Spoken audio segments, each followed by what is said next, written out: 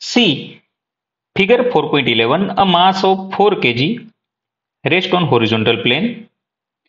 The plane is gradually inclined until at an angle theta equal to 15 degree with the horizontal.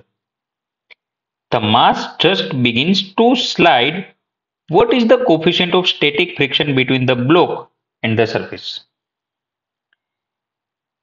देखो तो यहाँ पे, जैसे मान लो हमारी सरफेस कुछ ऐसी होती, अगर यहां पे मास m रख दिया होता तो ये कुछ सरफेस पे लगाता mg और सरफेस भी इस पे लगाते कुछ नॉर्मल n।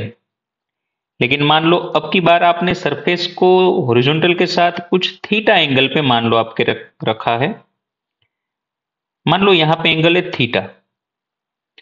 अब यहां पे मान लो मास m है, तो आपको यह भी पता होना चाहिए mg तो ऐसे डाउनवर्ड डायरेक्शन में लगेगा, यहां एंगल हो जाएगा कुछ थीटा। चलिए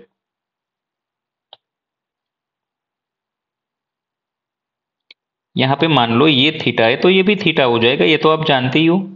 जैसे यहाँ mg कोस थीटा हो जाएगा, जिसके साथ एंगल बन रहा है वो कंपोनेंट हो जाएगा कोस थीटा, और जिसके साथ एंगल नहीं बन रहा है वो कंपोनेंट हो जाएगा साइन थीटा। तो यहां पे कुछ फोर्स लगेगा mg साइन थीटा।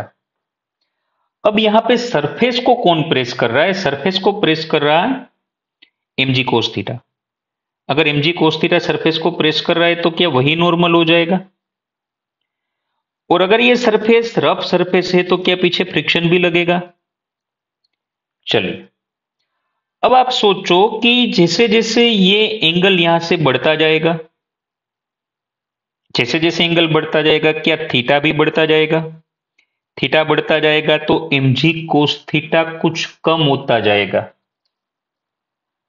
क्योंकि एंगल बढ़ाने से कोस की वैल्यू डिक्रीज होगी। जैसे जैसे जैसे आप ये एंगल बढ़ाते जाओगे थीटा बढ़ता जाएगा, mg कोस थीटा कम होता जाएगा, और mg कोस थीटा कम हो रहा है तो भाई नॉर्मल भी कम होगा, और नॉर्मल कम हो रहा है तो फ्रिक्शन भी कम होगा, क्योंकि ultimately friction equal to mu N. तो जैसे थीटा बढ़ेगा mg कोस थीटा कम हो जाएगा, नॉर्मल कम होगा, फ्रिक्शन की वैल्यू कम होगी। कोई इंस्टेंट ऐसा आएगा कि ये mg साइन थीटा अब फ्रिक्शन को बैलेंस कर गया, तो वहां से वो स्लाइड करना शुरू कर देगा, क्योंकि थीटा बढ़ने से साइन थीटा की वैल्यू बढ़ेगी।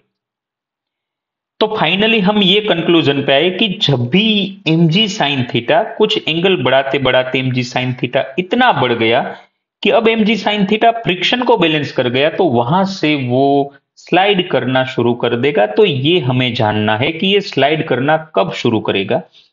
जैसे मान लो mg साइन थीटा फ्रिक्शन को बैलेंस कर रहा है, अब फ्रिक्शन हो जाएगा यहां पे म्यू एन, और नॉर्मल भी हमें अब की बार पता है सरफेस को प्रेस कर रहा है mg कोस थीटा। तो ये दोनों जब सेम हो गए तब वो स्लाइड करना शुरू कर देगा। जैसे यहां सामने सामने आपने दोनों को इक्वल कर दिया कि mg mg कट जाएंगे, कोस को ले लो नीचे, साइन बाई कोस हो जाएगा tan theta equal to mu. तो म्यू इक्वल टू यहां पे स्लाइड करना शुरू कर रहा है कुछ 15 डिग्री पे, तो क्या मैं म्यू इक्वल टू 10-15 लिख सकता हूं?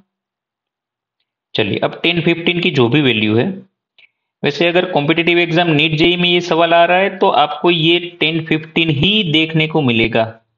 लेकिन यहां पे कुछ मैं आपको बताना चाहूंगा कि काफी बच्चे क्या सोचते हैं कि जैसे यहां जो भी एंगल दिया है वो हर एंगल का टेंजेंट वो म्यू लेके चलते। अरे ऐसा नहीं है दोस्तों, हर एंगल का टेंजेंट म्यू नहीं होगा।